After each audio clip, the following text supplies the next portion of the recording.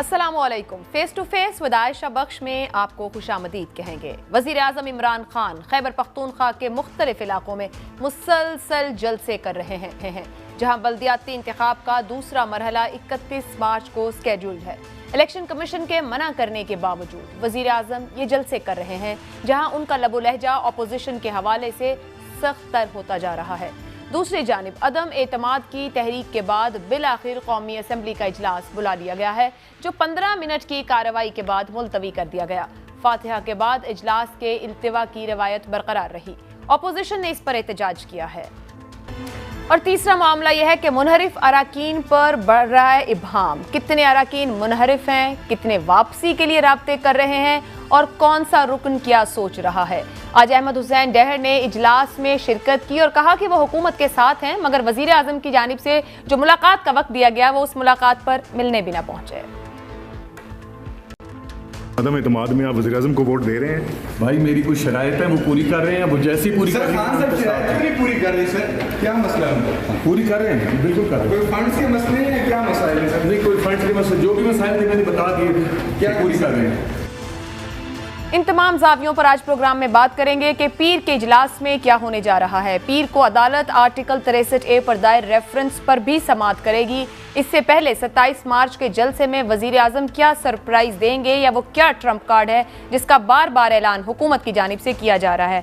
Programme में जो मेहमान हमारे साथ मौजूद हैं, हुकूमत की जानिब से अमजद अली खान नियाजी साहब प्रोग्राम का हिस्सा हैं, पाकिस्तान पीपल्स पार्टी से कादिर खान मंदोखेल साहब और मुस्लिम लीग नून से अली गौहर बलोच साहब। तीनों मेहमानों का बहुत बहुत शुक्रिया। अमजद साहब, आपसे आगाज कर लेते हैं। सर, ये क्या मामला है? अपोजिशन ये कह रही है कि आप अदम एतमाद के मामले पर वोटिंग से घबरा रहे हैं और भाग रहे हैं। बिस्मिल्लाह रहमान रहीम। आयशा, सबसे पहले घबराने तो इनको चाहिए कि जिन्होंने नंबर पूरे करने हैं। अल्हम्दुलिल्लाह। अब बात समझने की है। दो चीजों की मैं वजाहत करूंगा। पहली बात यह है कि मैंने आपके शो में, आपको याद होगा, आज से कुछ अर्सा पहले मैंने आपको बताया था कि इनका सारा जोर हार्स ट्रेडिंग पे है, खरीदो फरोख्त पे है। जो अल्लाह ने सच साबित किया, वो आज सारी दुनिया के सामने आया कि ये वो घटिया सियासत कर रहे हैं जो झांगा मांगा की थी।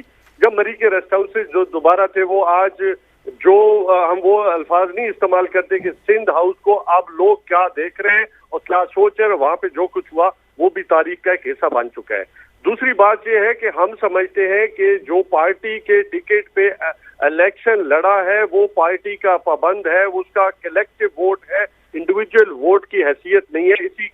इसी के लिए हम सुप्रीम कोर्ट के अंदर गए हैं और वहां से हमने तशरीह मांगी है कि आप इसके ऊपर तशरीह कर दें। ठीक हो गया। अब उसके ऊपर अपने रिमार्क्स अदालत भी दे रही है। अदालत कह रही है कि आर्टिकल 95 कहता है कि जी ये वोट जो है वो पार्टी का है। बाकी अब इसके ऊपर देखो फैसला क्या अपना तशरीह क्या आती, क्योंकि इसके ऊपर सुप्रीम कोर्ट ने तशरीह करनी है, ओपिनियन देनी है, जजमेंट नहीं देनी। ये आपके ज़हन में होना। तो नहीं साहब, आप ये कह रहे हैं जब तक अदालत तशरीह नहीं देगी आप ये वोटिंग नहीं करवाएंगे? मैं नहीं सुन ले रहा। अब बात ये है, एक हमेशा हाउस के अंदर नॉर्म्स है, हाउस का एक डेकोरम है। ये बिला वजह स्पीकर साहब को क्रिटिसिज्म उन पे ऊपर करके ये हीरो बनने के अजीब चक्कर में आर्टिकल 6 ये कह रहे हैं। आर्टिकल 6 तो इन पे लगना चाहिए, इन पे इसलिए लगना चाहिए कि 63A की क्लियर कट वायलेशन कह रही है। और आज बड़े बड़े जो प्रधानमंत्री हैं, इंटेलेक्चुअल्स हैं, वो इनके बारे में अजीबोगरीब तौजियात दी जा रही है। आज हार्स ट्रेडिंग को जो है उसको जस्टिफाई किया जा रहा है। तो आप मुझे बता दें कि आर्टिकल 6 किस पे लगता है? आर्टिकल 6 के तो ये मुर्तकब हो रहे हैं। हमें बताएं कि हम कहाँ पे हमने हार्स ट्रेडिंग की है। दूसरी बात ये है कि इतनी भी कौन सी काली नियाजी साहब, ऑपोजिशन की हॉर्स ट्रेडिंग के कौन से सबूत हुकूमत ने सामने रखे हैं? सर, इल्जाम नहीं ना, कोई सबूत है? आप हुकूमत है तो लेकर आए। मेरी बात सुने। ऐसे सिंध हाउस में कौन सा जमीर, कौन सी मशीन, कौन सा मैकेनिज्म है जो रातों रात इनके जो वो जमीर भी जाग गए और वो उन्होंने तौजियात भी देना शुरू कर दी? तो आर्टिकल 6 जमीर तो वही हो सकते हैं जो सेनेट इंतखाब में भी जागे थे कि 65 वाले 35 में पीछे रह जाते हैं, 35 वाले आगे निकल जाते हैं। ऐसा मैंने कहा, मेरी बात सुन ले फिर आप करें, आप सवाल करें। अब बात ये है कि हमने हाउस, देखो स्पीकर साहब ने जो रिमार्क्स दिए हैं, जो रूलिंग दी है कि मैं नेशनल असेंबली को, पार्लियामेंट को एज पर रूल और कॉन्स्टिट्यूशनली मैं जो है रन करूंगा according to the law. According to the rules जो है वो मैं तहरीक अदम एतमाद को लेके चलूंगा। अब हमने इनके एजेंडे को तो नहीं लेके चलना, हमने एजेंडे को लेके चलना है जो कॉन्स्टिट्यूशन ऑफ पाकिस्तान कहता है और उसके मुताबिक चलना है। ठीक है जी, मेरी जो बात है वो हमारा जो बयानिया वो ये है, इनका बयानिया हमें नहीं पता, इनका बयानिया है लुटो और फुटो। न्याय साहब आप अच्छी बात है, आप आइन की बात कर रहे हैं और स्पीकर साहब भी कह रहे हैं कि वो आइन के मुताबिक चलेंगे, तो फिर ऐसे में सवाल उठता है कि ऑपोजिशन की जानिब से 2 रिक्वेजिशंस 8 मार्च को दी गई थी, एक इजलास बुलाने की थी, एक वोट ऑफ नो कॉन्फिडेंस की थी। 8 मार्च से लेके 14 दिन गुजरे भी दिन हो गए जब आप ये पहला इजलास बुलवाते हैं, और फिर उसके भी आगे माजी में ऐसी रिवायत भी है कि इस तरह के वाक़े के बाद फातिहा के बाद भी इजलास कंटिन्यू हुआ। मैं ये नहीं कह रही, मैं बात ये कर रही हूँ कि क्या हुकूमत समझ रही है डिलेइंग टैक्टिक से उसके नंबर पूरे हो जाएंगे, आप वोट ऑफ कॉन्फिडेंस को नाकाम बना लेंगे। हमने कहा है कि इनकी विकटें उड़ने वाली हैं। अब आप जो हमारे मुनारिफ जो आपके ख्याल में जो थे वो अफजल ढांडला साहब वापस आ गए, पहले भी गए नहीं थे, जो खबरें चली वो भी गलत थी। इस वक्त अच्छा, उसके बाद देखिए अभी वो मैंने कहा ना थोड़ा सा वेट करें, हमें उम्मीद है जिस तरह ये एक दूसरे के वो जो है ना, ये जो भानमती का जो कुंभा है ना, ये एक दूसरे को इतनी गालियां कुछ दिनों में निकाल रहे हैं। अमजद साहब इनको छोड़ दें, इनको छोड़ दें, इनकी बात नहीं करते। इस वक्त आज भी एक इजलास था, आपके बहुत कम मेंबर पार्लियामेंट वहां पहुंचे। पाकिस्तान तहरीक इंसाफ के कितने अरकान मुनहरिफ हैं? बुलाया ही नहीं है ना बाबा, सुन लेना आप, एक तो आपका सवाल आ जाता है, सुन भी लिया करें। बात यह है कि आज नॉर्मल हाउस की कार्रवाई थी। ख्याल जमान साहब एक ऐसा, मैं समझता हूँ कि एक पार्लिमानी हमारा जो भाई था जिसने एक तारीख रकम की है कि कैंसर के जब वो मरीज था तो तब भी वो खान के काफिले में शरीक रहा और उसने हाथ उठा के साख और सच के लिए खड़ा हुआ। तो देखिए उसके लिए, और फिर पूरे पाकिस्तान से जो लोग हमारे वो पेशावर का वाकयात है, कुछ और हमारे जो ऑनरेबल जो कुलीग्स थे उनके वालिदैन थे, इनका भाई था, उनकी डेथ हुई। तो ये नॉर्मल रूटीन की बात है। अभी देखिए नॉर्मल रूटीन है, ठीक है न्याय साहब, मैं आपकी बात समझ गई। अली गौर बलोच साहब, नॉर्मल रूटीन है, ऑपोजिशन जिस तरह के इल्जामात हुकूमत पर लगा रही वो तो कह रहे हैं हम आईनी तौर पर आगे बढ़ रहे हैं, लेकिन सवाल आपसे ये है अगर पीर को भी अदम एतमाद की तहरीक पेश नहीं की जाती है, इजलास के अंदर सेशन में लाई जाती है, तो फिर आपने क्या करना है? मजीद इंतजार? बिस्मिल्लाहिर्रहमानिर्रहीम। देखिए, मैं आपके सवाल का जवाब भी दूंगा और अपने भाई अमजद खान न्याजी को भी रिप्लाई करूंगा। पहली बात तो ये है कि अमजद खान न्याजी साहब अभी बता रहे थे कि सिंध हाउस का हवाला दे रहे थे। बात ये है कि इमरान खान की विकटें जो है ना वो गिरी नहीं है, इमरान खान की विकटें उड़ गई हैं, और उड़ते उड़ते वो विकेट होती है ना, बॉल जोर से लगे तो वो विकटें टूट भी जाती हैं। इमरान अहमद न्याजी की विकटें टूट टूट कर बिखर रही हैं। एक विकेट उठाते हैं 3 और गिर जाती हैं, तीसरी को उठाते हैं 5 और गिर जाती हैं। आपको याद होगा जब कंटेनर पे खड़े होकर इमरान अहमद न्याजी साहब ऐलान किया करते थे तो तब कहते थे फलां विकेट गिर गई, फलां विकेट गिर गई।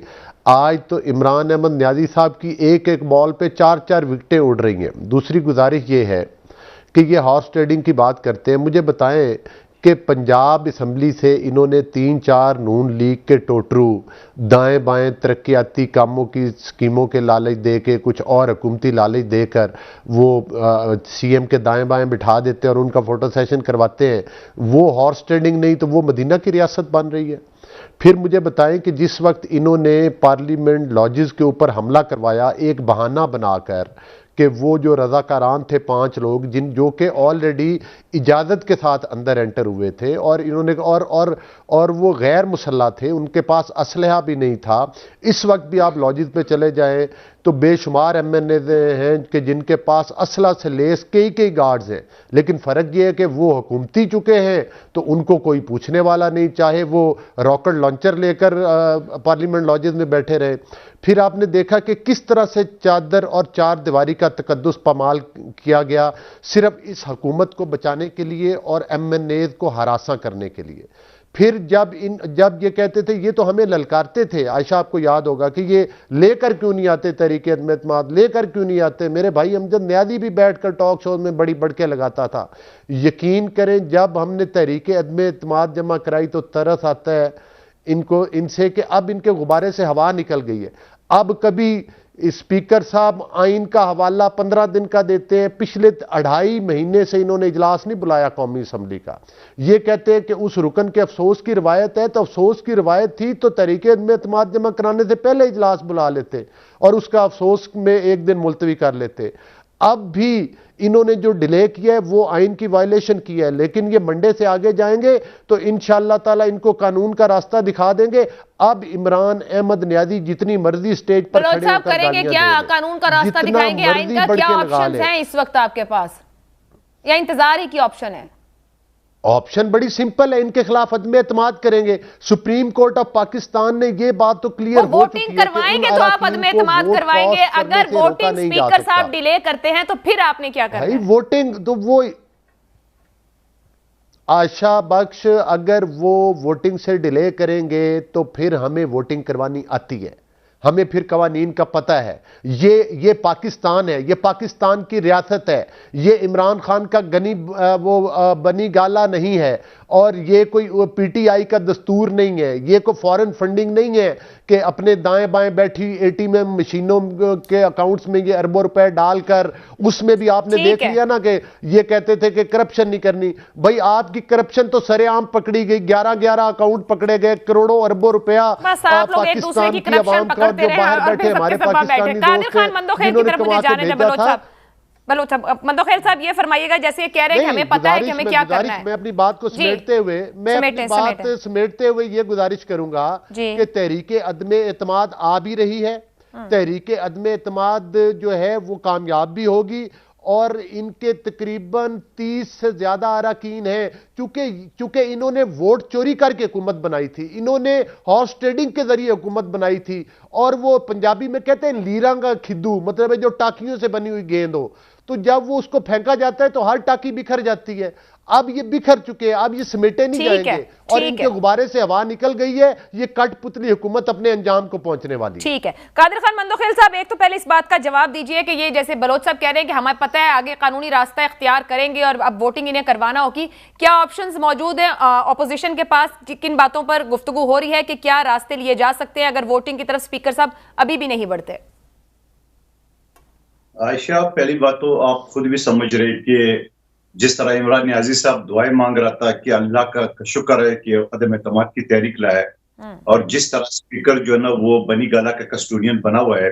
आपको याद होगा पीपल्स पार्टी के दौर में यूसुफ रजा गिलानी साहब जब वो स्पीकर थे, वो कोई पार्टी इजलास में नहीं जाते थे, न किसी इवन के बीबी शेख के पास भी नहीं गए।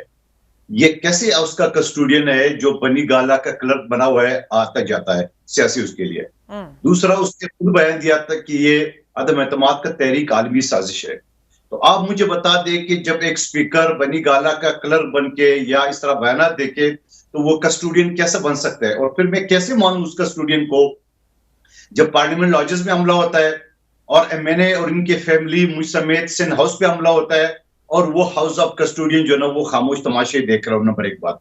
और फिर साथ साथ मुझे बड़ी अफसोस है, मुझे बड़ी हमदर्दी है ख्याल जमान साहब के, उनके फैमिली का जो इंतकाल कर गए हमारे कुलीग थे। तो क्या ये इजलास हमने उसके लिए बुलाया था? हमने तो वोट ऑफ नो कॉन्फिडेंस के लिए मोशन मूव किया था और वो मोशन नजर हुआ है इनकी दुआ के लिए। इनको इतनी हमदर्दी थी तो खुद ही इजलास बुला के उसके लिए 1 नहीं 4 मरतबा दुआएं कराते, मगर उन्हें नहीं कराया। यह राय फरार अख्तियार कर रहे। और जिस तरह स्पीकर आज भागा है, मैं लफ्ज भागना इस्तेमाल करूं, ऐसा तो गली कुचों के चोर भी ऐसा नहीं भागते जिस तरह स्पीकर आज भागा है। लेकिन कोई बात नहीं, बकरी की मां कब तक खैर बनाएगी। अब सवाल ये कि पहले स्पीकर ने आर्टिकल 54 सब क्लास 3 का वायलेशन किया, जो 14 दिन के अंदर इजलास बुलाना था, नहीं बुलाया। और उसमें क्लियरली लिखा हुआ है कि स्पीकर जो है ना 14 दिन के अंदर, यानी 14 दिन का मतलब अगले दिन भी बुला सकता है, मैक्सिमम 14 दिन है, वो कहीं भी बुला सकते हैं। अगर ये ओआईसी का या कौमी असम्बली के प्रेमिसेस का बहाना बना रहा है तो उस सेक्शन में अमजद अली नियाज़ी साहब अच्छी तरह आइन से वाकिफ है, उस सब सेक्शन 3 में लिखा हुआ है कि इसमें लफ्ज कौमी असम्बली नहीं लिखा हुआ है, स्पीकर कहीं भी बुला सकता है और किसी टाइम भी बुला सकता है। उसकी वायलेशन की है, ठीक है, कोई बात नहीं है, हम इंतजार करें कब तक वायलेशन करेगा। फिर आज एजेंडे पे मौजूद होने के बावजूद भाई आप दुआ कर ले, अल्लाह मगफरत करे, हमारी हमदर्दी है, तो आप इजलास को कंटिन्यू करें, नहीं किया, कोई बात नहीं है। अब इजलास पीर को चला गया, पीर को जब इजलास ये दोबारा होगा, पता नहीं ये क्या ड्रामे मजीद करेंगे, अल्लाह को पता है, लेकिन हम उसको नहीं भागने देंगे। और ये जो दुआएं मांग रहे थे साहब, यही सवाल मैं बलोच साहब से पूछ रही थी, यही आपसे पूछ रही हूँ, हिकमत अमली क्या है? क्या कानूनी आईनी ऑप्शंस मौजूद हैं ऑपोजिशन के पास, या कोई कानूनी आईनी ऑप्शंस मौजूद नहीं है? ये स्पीकर का इख्तियार है, उसका जब दिल चाहेगा वो तब वोटिंग करवाएंगे। देखिए, एक शख्स जब ओपन इलेक्शन कमीशन के धज्जियां उड़ा रहा हो जुर्माने लगने के बावजूद, जिसका नाम इमरान नियाजी, गिलगित और आजाद कश्मीर के इलेक्शन से लेके और पुख्तनख्वा जो दूसरा फेज है उसके इलेक्शन के हवाले से, वो आपके सामने है, लेकिन हम नहीं भागने देंगे। और फिर अमजद नियाजी साहब जिस तरह सुप्रीम कोर्ट के केस के बारे में बताए, मैं खुद सुप्रीम कोर्ट का वकील हूं, आज भी मौजूद था, पिछले उसमें भी मौजूद था, उसमें सुप्रीम कोर्ट ने उससे सवाल कर रहे थे बार बार अपनी ऑब्जर्वेशन, वो ये कह रहे कि जब वो 63A का क्लास 4 में लिखा हुआ है क्लियरली कि जो शख्स दूसरी पार्टी ज्वाइन करेगा या जो शख्स अपने वज़ीर आज़म के खिलाफ वोट देगा, वो मुर्तकिब होगा नाइली का, फ्लोर क्रॉसिंग का, और उसका बकायदा तरीका मौजूद है। सबसे पहले इमरान नियाजी दरखास्त देगा स्पीकर को, स्पीकर जो है ना वो रेफरेंस भेजेगा इलेक्शन कमीशन को, इलेक्शन कमीशन इसकी तहकीक करके रिप्लाई करके उसके बाद होगा। अभी तो वो सुप्रीम कोर्ट में बैठे हैं, वो कहते हैं नायली की मुद्दत ताहयात होनी चाहिए, इसकी तशरीह चाहिए उनको। मुझे एक ब्रेक लेने दें, क्योंकि आप भी नहीं बता रहे कि ऑपोजिशन के पास ऑप्शंस मौजूद हैं, और ब्रेक के बाद आके आपसे जानने की कोशिश करते हैं कि आखिर क्या ऑप्शंस ऑपोजिशन और हुकूमत इस वक्त रख रही है और वोटिंग को कितना ताखीर तक ले जाया जा सकता है इस ब्रेक के बाद।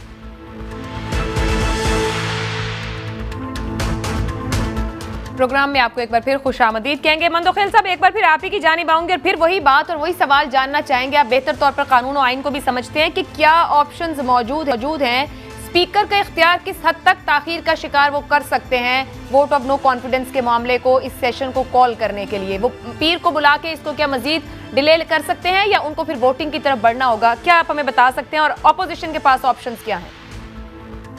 जी बिल्कुल, पहली बात तो ये कि पीर के दिन एजेंडे में आज भी मौजूद था, बदकिस्मती से उन्हें टेकअप नहीं किया, क्योंकि अगर वो टेकअप करता तो 3 दिन से लेके 7 दिन के मैक्सिमम, वो 3 दिन डिबेट के लिए और मैक्सिमम 7 दिन के अंदर जो ना उन्होंने वोटिंग के लिए डेट फिक्स करना था। तो उसी हिसाब से आज ये उठा लेता तो मंडे को वोटिंग पे आ जाता या ट्यूसडे पे आ जाता।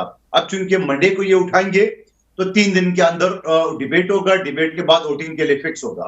लेकिन मैक्सिमम इसके पास कोई गुंजाइश नहीं है। पहले जो उसने सेशन डिलीट किए उसमें आर्टिकल 254 का सहारा लिए। 254 ये कहता है कि कोई भी इस तरह सूरत-ए-हाल हो तो स्पीकर डेट आगे पीछे कर सकता है, मगर ऐसे तो कोई सूरत-ए-हाल नहीं है। अगर कौमी असम्बली जो है ना वो ऑक्युपाइड है तो कन्वोकेशन हॉल मौजूद है, क्योंकि सेक्शन 54 सब क्लास 3 के तहत कोई कौमी असम्बली लफ्ज नहीं लिखा हुआ है। दूसरी बात, आपने ब्रेक से पहले एक बात कही थी कि ये रेफरेंस भेजा है उन्हें तहयात के लिए, आयशा करके, और उस शख्स के बारे में अगर आप थाने या अदालत चले जाए कि वो जो सामने शख्स जा रहा है, जो चोरी करने जा रहा है, आप उसका सजा अभी से मुतयन करें, तो आप मुझे बताओ किस तरह सजा होगी? यही सवाल अदालत ने बार बार किए, ये गलत कोट करते हैं। अदालत ने यह कहा कि एक शख्स कौमी असम्बली में खड़ा होगा वोट के लिए तब जाके वो जुर्म के मुर्तकिब होगा। एक शख्स अभी खड़ा हुआ ही नहीं कोर्ट अदालत उसमें असेंबली में, आप एडवांस पे हमसे फैसला क्यों मांग रहे हैं? ये सवाल है, अटॉर्नी जनरल के पास जवाब नहीं है इधर उधर की बातों के अलावा। अब साथ में आपने ये कहा कि वो तहयात मांग रहे, यहां तो लफ्ज तहयात है ही नहीं, और कहीं भी न आइन में न किसी फैसले में इस तरह कोई नजीर मिल रहा है कि तहयात हो। लेकिन तहयात की बात तो बाद में आती है जब एक शख्स वायलेशन करेगा, जब एक शख्स जुर्म का मुर्तकिब होगा।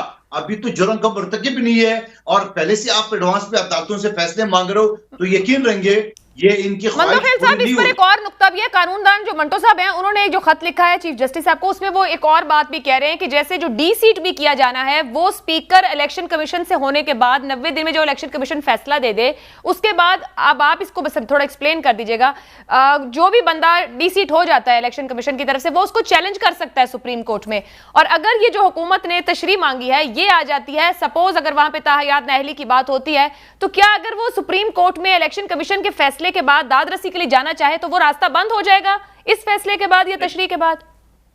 नहीं, देखिए मैं एक चीज बताऊं, अदालत में जेर समाअत केस में वकीलों में वो चीज नहीं कहना चाह रहा हूं कि अदालत उसका कोई नाराजगी हो जाए। देखो फैसल वाडा साहब का केस आपके सामने है, हाँ, इलेक्शन कमीशन ने तहयात नाइली की है और सारी सबूत के बाद वो हाई कोर्ट चले गए, हाई कोर्ट ने मुस्तरद कर दिए, वो सुप्रीम कोर्ट में सब पेंडिंग है। सवाल ये कि एक जुर्म करेगा तो आप उसके खिलाफ जाएंगे, अभी तो वोटिंग का मरहला ही नहीं है, अभी तो वो स्टेज आई नहीं है, तो आप एडवांस में कैसे अदालत से फैसला मांग सकते हो? पहली बात हुई है। दूसरी बात, मैं आपको खबर दे रहा हूं, अमजद न्याजी साहब भी तैयार रहे, उसको पता होगा 2-4 दिन अमजद न्याजी साहब एज ए रुकन कौमी असेंबली रहेंगे, क्योंकि हमें जो तुर्क का पता चला है वो ये है कि इमरान न्याजी साहब स्पीकर, डिप्टी स्पीकर समेत तमाम अरकान इस्तीफा देंगे वोटिंग से पहले। ये खबर मेरे आप नोट करके रख ले।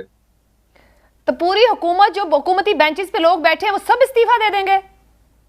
सब इस्तीफा दे रहे हैं। हमारी अंदर की खबर ये है, जो उनके लोग बता रहे कि ये स्पीकर, डिप्टी स्पीकर समेत इस वोट ऑफ नो कॉन्फिडेंस को सबोताज करने के लिए ये तमाम अरकान इस्तीफे देंगे, वज़ीर आज़म समेत, और फिर वो बोलेंगे। नहीं, मगर ये वोट ऑफ नो कॉन्फिडेंस आने के बाद तो प्राइम मिनिस्टर सब इस्तीफा नहीं दे सकते क्या? ऐसे नहीं है?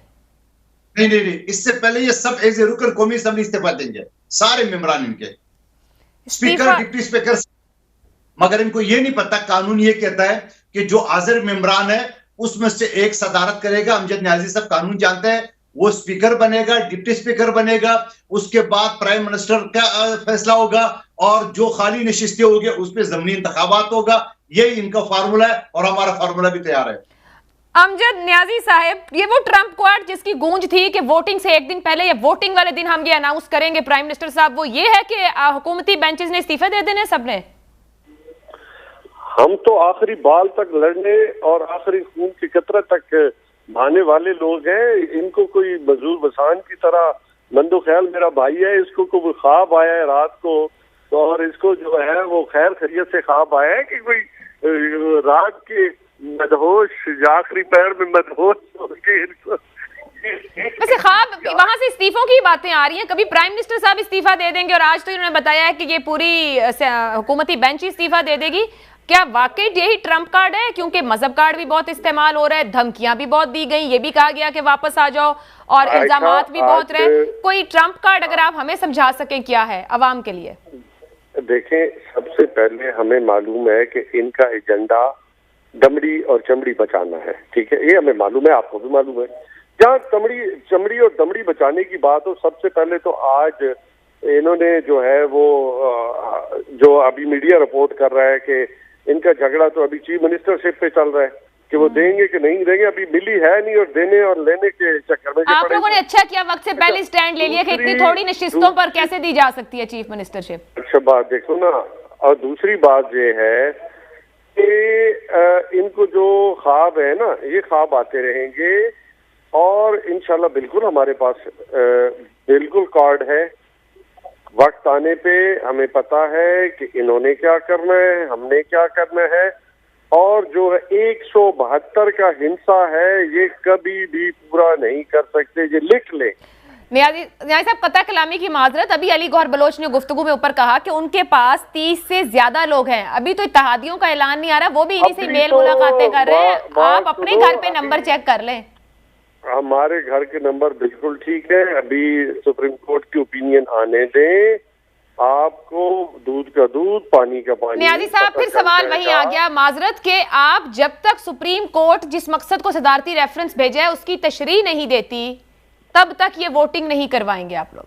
नहीं, आपको किसी ने गलत कहा है। बिल्कुल हम देखिए 63(1) क्या उस पे जब इन्होंने चार्टर ऑफ डेमोक्रेसी किया, मैं तो उसे मौका की पॉलिटिक्स कहता हूँ, लेकिन चलो उसको मान ले, दो चीजें उसमें, एक डिलीट हुई थी, एक ऐड हुई थी। डिलीट क्या हुई थी, 58(2)(b) जो है वो डिलीट हुई थी कि जी वो जो प्रेसिडेंसी है वो हमेशा जो कॉन्स्पिरेसी का एक अड्डा बन जाती है और वहां से जो है वो अनस्टेबल हो जाती है। उसका मकसद भी यही था इसका 63 जो है 1A का, कि इसको ऐड किया जाए, और दो स्पेशल जो इसमें जो मैंने पहले कहा कि इस आर्टिकल की जो स्पिरिट है वो यही है कि वोट ऑफ कॉन्फिडेंस हो या फाइनेंस बिल हो, इसके अलावा सब पे मेंबर जो है वो बिल्कुल आजाद है। लेकिन ये दो चीजें हैं जिसके ऊपर मेंबर अपनी ओपिनियन नहीं रखता, वो पार्टी की कलेक्टिव विजडम। आप न्याय साहब बिल्कुल दुरुस्त कह रहे हैं, मगर वो तो वोट डलने के बाद काउंट होगा कि उसने डिफ्लेक्ट किया। वो वोट डलने से पहले ना काउंट होगा ना कुछ और होगा। इसके ऊपर अच्छा ये बात सुने, मैं कह रहा था कि जब आर्टिकल ये ऐड हो गया कॉन्स्टिट्यूशन के अंदर, लेकिन इसके रूल्स नहीं बने। कहाँ पे रूल्स नहीं बने तो फिर लाजमी बात है कि इसका फैसला कस्टोडियन ऑफ द हाउस करना है कि क्या उसका जो है उसके ऊपर देखो स्पीकर क्या अपनी ओपिनियन देता है कि वो वोट काउंट होगा या नहीं होगा। ये एक काबिले बहस बात है जिसके ऊपर इंशाल्लाह ताला अगले कुछ दिनों में क्लैरिटी आ जाएगी। न्याजी साहब क्या पीर को वोटिंग करवा रहे हैं? नहीं जी नहीं, अभी तो पेश होनी है, वोटिंग कहाँ से आ गई? पीर को पेश कर रहे हैं, पीर को पेश कर रहे हैं, पीर को पेश करके डिस्कशन ओपन कर रहे हैं। सुने, अब देखिए प्राइम मिनिस्टर ऑफ पाकिस्तान है, अगर कोई प्राइम मिनिस्टर को ऐसे थोड़ी है कि आप किसी नायब कास्कुर को बाहर नहीं बिठा रहे हैं ना। आप प्राइम मिनिस्टर ऑफ पाकिस्तान को जो इलेक्टेड मेंबर है पाकिस्तान का, फिर इलेक्टेड प्राइम मिनिस्टर है पाकिस्तान का, तो उसको आप ऐसे बेटा ऐसे तो फिर हर कोई ये कोई बनाना नहीं साहब, आप बात पकड़ने नहीं दे रहे, दोनों तरफ से अपनी बात ही कह रहे हैं। एक तरफ आप आइन को ऊपर रखने की बात करते हैं, कानून की बात करते हैं, दूसरी तरफ आप उसी को इस्तेमाल कानून तोड़ने की बात की है। अच्छा सर, अभी तो वजीर आजम साहब को 3 नोटिस हो चुके हैं केपीके में जलसों में जाने को। प्राइम मिनिस्टर ऑफ पाकिस्तान है, उसके ऊपर ऑर्डिनेंस आ चुके हैं ना। ऑर्डिनेंस हमने उसके बावजूद अगर इलेक्शन कमीशन कह रहा है कि आप नहीं जाएं और ऑर्डिनेंसेस दे रहे हैं, तो प्राइम मिनिस्टर को तो रवायात को ऊंचा नहीं करना चाहिए, कानून को ऊपर नहीं रखना चाहिए। ऊंचे हो रहे देखिए, हमने वहाँ पे ऑर्डिनेंस सदारती ऑर्डिनेंस आ गया कि कोई भी जाके जो है मतलब इतनी इमरजेंसी है कि आपको पता था केपीके में बल्दियाती इंतखाब का दूसरा मरहला है, तो अपनी सहूलत को ऑर्डिनेंस भी आ सकता है, और जहां ना हो तो वहां आइन के नीचे लिखी शिकों पे भी इजलास के सेशन बनाने मुश्किल हो जाए। इसमें हमसे पहले को हमने को गैर कानूनी काम तो किया नहीं। ये गवर्नमेंट का इस्तेकाक होता है कि वो कवानीन को जो है वो उसके मुल्क के जो हुकूमत के जो रोजमर्रा के मामला है उनको चलाने में उसको इख्तियार हासिल है, जहाँ पे वो सहूलत समझती है कि हम ठीक है सर। अगर वोट ऑफ नो कॉन्फिडेंस भी रोजमर्रा का मामला है, और अगर जलसे में जाने के लिए इलेक्शन कमीशन 4 बार कहे या मुकामी इंतजामिया कहे कि नहीं आए और फिर भी जाएं, तो ये तो फिर हम सबको भी आप बता रहे हैं कि कवानीन अपने हिसाब से आप लेकर चलें। नहीं हमने कब कहा कि हम अपने हिसाब से चले। चले अली गौर बलोच साहब को शामिल करते हैं, बहुत देर से सुन रहे हैं। न्याय साहब साथ ही रहिएगा हमारे। अली गौर बलोच साहब, नंबर्स पूरे हैं आपके पास, और जो आप लोग सड़कों पर निकल रहे हैं आपको सिर्फ वहां पर अपने नंबर शो करने हैं, मगर ये जो सड़कों के ऊपर आया जा रहा है इसका कोई मकसद है, जरूरत थी? जी बिल्कुल मकसद है, और गुजारिश ये है कि देखें अमजद न्याजी हमारा तो कादर मंदू खेल का और मेरा दोस्त भी है, दायर नज़रियाती इख्तलाफ अपनी जगह पर, लेकिन बात ये है कि ये तो शरीफ आदमी है। असल बात ये है, ये जो अली बाबा 40 चोरों का टोला है ये अब बहुत परेशान है।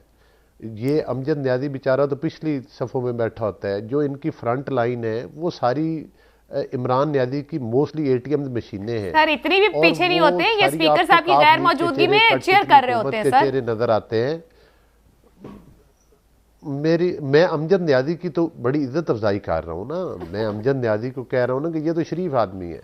गुजारिश करने का मकसद ये है कि अब आपने जो भी सवाल गंदम जवाब चना, मतलब है कि अमजद के पास कोई, आप इससे पूछे ना कदम एतमाद की तहरीक कब होनी है, वो भला प्राइम मिनिस्टर है उसको क्या हो सकता है। अभी ये क्या बात हुई, आइन में एक तरीका दर्ज है, प्राइम मिनिस्टर हो या प्रेसिडेंट ऑफ पाकिस्तान हो या कोई भी हो, तो उसका एक आइनी तरीका है।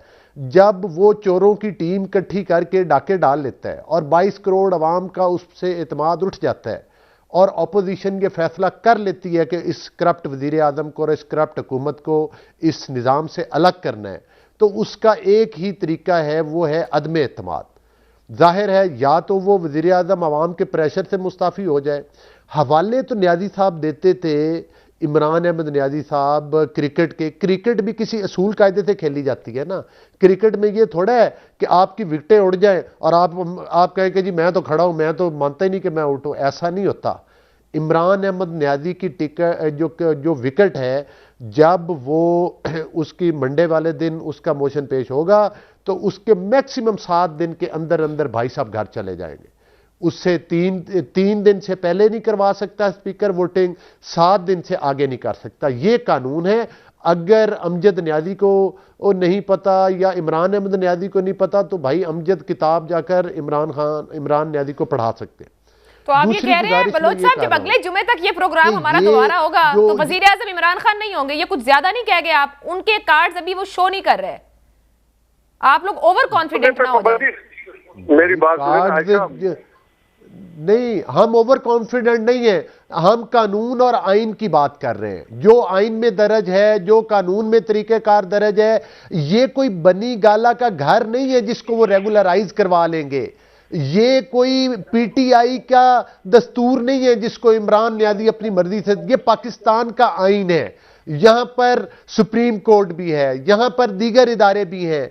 ये कोई उनके मतलब है कि कोई उनका जाती घर नहीं है जिसमें उन्होंने सीनरी फलां जगह पे लगानी है, मेरा सोफा इधर लगा होगा, मेरी ड्राइंग रूम की नहीं। इसके कानून और ज़ाब्ते और कवानीन है। इमरान अहमद न्याजी साहब की विकटें गिर चुकी हैं, उनके पार्टी के लोग उनसे मुतनफ़र हो चुके हैं, उनके एमएनएज उनको छोड़ चुके हैं। ऑपोजिशन और इत्तेहादी भी इंशाल्लाह 1-2 दिन में आपको अनाउंस करते हुए नजर आएंगे। इत्तेफाक़े राय हो चुके हैं। किस कानून, ना कानूनी तौर पर बलोच साहब इत्तेहादियों ने अभी ऐसा कुछ नहीं कहा, काफ लीग को सीएमशिप देने को तैयार हैं आप लोग पंजाब में। देखिए, इन मामलात के ऊपर जो लीडरशिप है उनकी आपस में बातचीत हो चुकी है और वो फैसले तकरीबन हो चुके हैं। वो बहुत जल्द अनाउंस कर दिए जाएंगे जो भी होगा, लेकिन अभी तक बाकायदा अनाउंसमेंट नहीं हुई कि किसी को चीफ मिनिस्टर दे रहे हैं, किसी को क्या दे रहे हैं। हाँ, अगर दे दी तो सरेआम सबके सामने आ जाएगा। अगर इस मतलब है कि अली बाबा 40 चोर के टोले से जान छुड़ाने के लिए हमें को कुर्बानी देनी भी पड़ी तो उसका फैसला हमारे कायद नवाज शरीफ साहब की अलीगढ़ बलोच साहब, अगर ये तय हो गया तो आप बताएंगे तो इत्तेहादी कहेंगे कि जी हम आपके साथ हैं। जो इत्तेहादी कह रहे हैं, जब तक आप वो कहेंगे नहीं कि सरेआम कि हम ये दे रहे हैं या हम कल को इस तरह प्लेटफॉर्म पे जी जिस प्लेटफॉर्म पर ये चीजें डिस्कस हो रही हैं उधर ही फैसले होना है, उधर से ही अनाउंसमेंट आनी है। इसका फैसला अली गौहर ने, अमजद न्याजी ने या कादर मंदोखेल ने नहीं करने। जाहिर है हर पार्टी की एक लीडरशिप है, वो लीडरशिप आपस में मुशावरत भी कर रही है। आपका ये तजस्सुस भी खत्म हो जाएगा। चले माजरत के साथ अगर मैं इस सवाल को ऐसे रख दूं कि अभी भी आपका फोकस ज्यादा इत्तेहादियों पर है या मुनहरिफ अराकीन पर है? ऑपोजिशन ज्यादा फोकस कहां रखे हुए? देखिए, जाहिर है इत्तेहादियों पर और जो इनके अरकान जो हैं, जाहिर है उनको पता है इनके अरकान ने कि हमारी पार्टी ने 3.5-4 साल में जेबें भरने, करप्शन करने, महंगाई करने, बेरोज़गारी फैलाने के अलावा कुछ नहीं किया। हमारे साथ इनके मुनहरिफ अरकान भी हैं और हमारे साथ इंशाल्लाह इत्तेहादी भी होंगे। हमारा बराबर फोकस है दोनों तरफ। और इमरान अहमद न्याजी साहब के पास कुछ नहीं है। अब वो जिस तरह गेम में कहते हैं ना कि रोंदे मारना, अब ये पंजाबी का लफ्ज़ है रोंदे बोलना, ये अब रोंदे मार रहे हैं और मैच से भागना चाह रहे हैं। अब ये फरार का रास्ता चाहते हैं। अब ये एनआरओ मांग रहे हैं। अब ये मिन्नतें कर रहे हैं और तरले कर रहे हैं। लेकिन अब पाकिस्तान की 22 करोड़ अवाम और मौजूदा ऑपोजिशन इंशाअल्लाह ताला इनको इनके मंतकी इंजाम तक आने वाले चंद रोज में पहुंचा देगी और इनके सियासी ताबूत में आखिरी कील भी आपको लगती हुई एक ब्रेक ले लेते हैं। ये एनआरओ का तस्करा हमारी सियासत में हो रहा है। वजीर आजम पाकिस्तान कह रहे हैं इस ऑपोजिशन को एनआरओ नहीं देंगे और आज के दिन तक कहते हैं। और आज मरियम बीबी की जानिब से भी कहा गया है कि इमरान खान साहब एनआरओ चाह रहे हैं, हम उनको एनआरओ नहीं देंगे। कौन आखिर किसे एनआरओ नहीं देना चाह रहा है? एक ब्रेक के बाद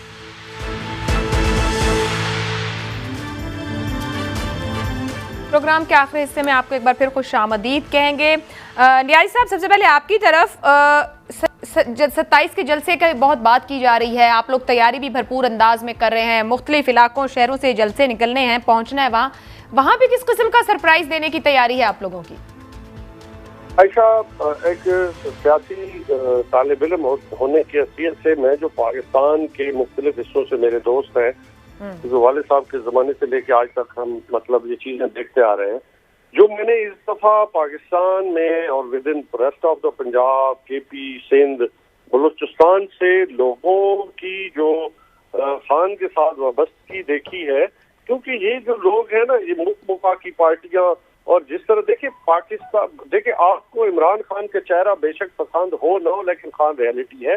खान पाकिस्तान को रिप्रेजेंट करता है। देखा आपने OIC में उन्होंने जिस तरीके के साथ जो है उसने एक शेर की धार लगाई है, पूरे इस्लामी ब्लॉक को कहा है कि हमें अपना सिस्टम के साथ लेके चलना होगा, दुनिया को बताना होगा कि हम हकीकत है, ये कोई और नहीं कह सकता। जिस तरह इमरान खान की जुर्रत को सलाम के वही कह सकता था और कहा भी उसने। देखिए, क्या पाकिस्तान का फेस मौलाना, क्या अपना शहबाज शरीफ है या मिस्टर 10% है? तो देखिए, आज पाकिस्तान के वैसे न्याई साहब, मैं आपसे उम्मीद नहीं कर रही थी कि आप भी इस तरह का लबो लहजा इख्तियार करेंगे, वो भी नेशनल चैनल पर। वो देख लें आप, जो मिस्टर 10%, मैं तो नहीं कीता, ये नून लीग ने खुद कहती है, मैं तो नहीं कह रहा ना।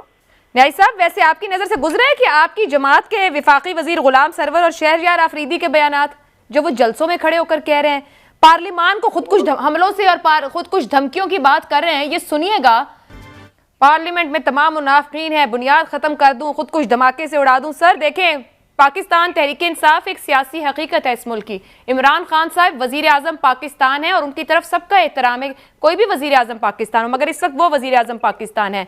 जलसों में खड़े होकर बदी और अच्छाई की बात करके ये कहना है कि जो यहाँ खड़ा है वो सिर्फ अच्छा है, जो वहां खड़ा है बुरा है। सर, इतने बड़े बड़े इल्जामात, खुदकुश हमले, इस तरह की गुफ्तगू, धमकियां, न्याई साहब जो मुआशरे को तकसीम कर रहे हैं, ये हम सबको भुगतना पड़ेगा। मैंने इसे पूछा कि जलसे में क्या मजीद सरप्राइज रह गया? जो कुछ हम पिछले इतने दिनों में देख रहे हैं, बेहतरीन फोरम था, पार्लिमानी पार्टी का इजलास बुलाती हुकूमत, 6 हफ्ते हो गए करीबन, मेरा ख्याल से, आप तस्दीक कर दीजिएगा मेरी, पार्लिमानी पार्टी का इजलास नहीं बुलाया जहां पर मामलात हल होने हैं। कौमी असम्बली का इजलास नहीं होता जहां मामलात हल होने हैं। सड़कों और जलसों का रुख करना और आपको फॉलो कर रही है पीछे पीछे ऑपोजिशन। क्या हम बेहतर दे रहे हैं मुआशरे को? आयशा, पाकिस्तान जो है उसकी एक नजरियाती सरहदें हैं जो पूरी दुनिया के हैं, दुनिया तक है, और विदिन पाकिस्तान भी है, क्योंकि पाकिस्तान बना था ला इलाहा इल्लल्लाह मुहम्मद रसूलुल्लाह की बुनियाद पे।